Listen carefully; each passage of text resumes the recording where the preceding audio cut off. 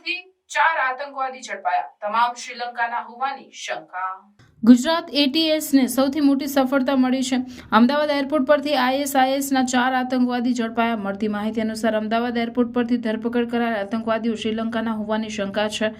અમદાવાદમાં આઈપીએલની મેચો પણ રમાવાની છે અને ક્રિકેટ ટીમો અમદાવાદ એરપોર્ટ પહોંચી હતી, તો બીજી તરફ અમદાવાદ એરપોર્ટ પર હાઈ એલર્ટ જેવી સ્થિતિ સર્જાઈ છે। હાલમાં એટીએસે આતંકવાદીઓને અજાણ્યા સ્થળે લઈ જઈને સઘન પૂછપરછ હાથ ધરી છે। આતંકવાદીઓ સાથે જોડાયેલ તમામ કનેક્શન અંગે તપાસ કરાઈ રહી છે। આતંકવાદીઓ સ્લીપર સેલ છે કે નહીં તેની તપાસ શરૂ કરી દેવાઈ છે। તમામ આતંકવાદીઓ શ્રીલંકન નાગરિક છે અને તેઓ ઇસ્લામિક સ્ટેટ સાથે સંકળાયેલ છે। આતંકીઓ શ્રીલંકાથી વાયા ચેન્નઈ થઈને અમદાવાદ પહોંચ્યા હતા। પાકિસ્તાનના હેન્ડલરના આદેશ બાદ કોઈ કામગીરી કરવાની ફિરાકમાં હતા। આતંકવાદીઓ કયા ઉદ્દેશ્યથી અમદાવાદના સરદાર વલ્લભભાઈ પટેલ ઇન્ટરનેશનલ એરપોર્ટ પર પહોંચ્યા હતા તે જાણવાનો પ્રયાસ કરાઈ રહ્યો છે।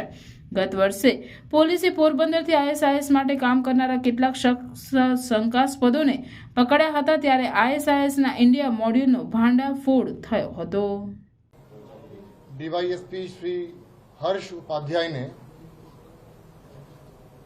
એક ખાનગી બાતમીદારથી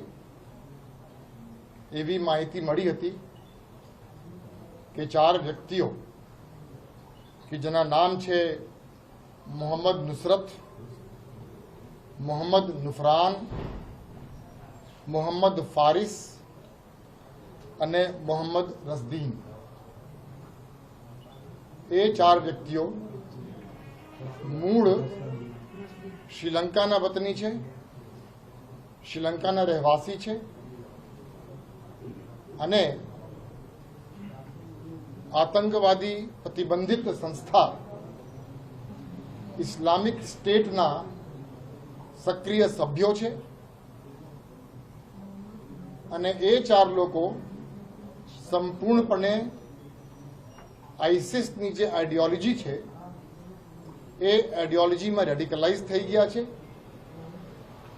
અને ભારતમાં કોઈ પણ જગ્યાએ આતંકવાદ કૃત્ય કરવા માટે એ લોકો આવવાના છે।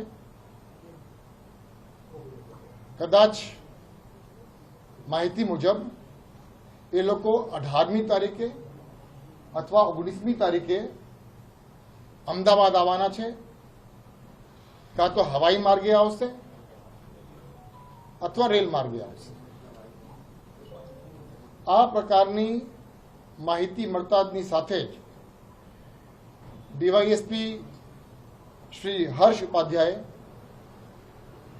એન્ટી ટેરરિસ્ટ સ્ક્વોડમાં ફરજ બજાવતા વરિષ્ઠ પોલીસ અધિકારીઓ સાથે આ ઇન્ફોર્મેશનનું શેરિંગ કર્યું,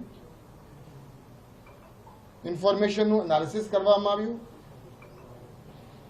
અને આ બાતમી અનુસંધાને કરવાની થતી અલગ અલગ પ્રકારની કામગીરીની સ્ટ્રેટેજીસ બનાવવામાં। પ્રાથમિક માહિતીમાં એ લોકો કઈ રસ્તે આવવાના છે, કેટલા વાગે આવવાના છે એવી કોઈ ચોક્કસ માહિતી ન હોવાના કારણે એન્ટી ટેરરિસ્ટ સ્ક્વોડના અલગ અલગ અધિકારીઓની નેતૃત્વમાં અલગ અલગ ટીમ્સ બનાવવામાં આવ્યું અને દક્ષિણ તરફથી આવતા તમામ રેલવેઝ અને હવાઈ જહાજની વિગત ઉપલબ્ધ કરાવવામાં આવ્યું અને એ વિગત મળ્યા પછી તમામ પેસેન્જરોની લિસ્ટ, તમામ ટ્રેન્સના તમામ પેસેન્જરની લિસ્ટ, તમામ ફ્લાઇટ્સના તમામ પેસેન્જર લિસ્ટની એનાલિસિસ કરવામાં આવી અને એ એનાલિસિસ કરતા એક ટીમને સફળતા મળી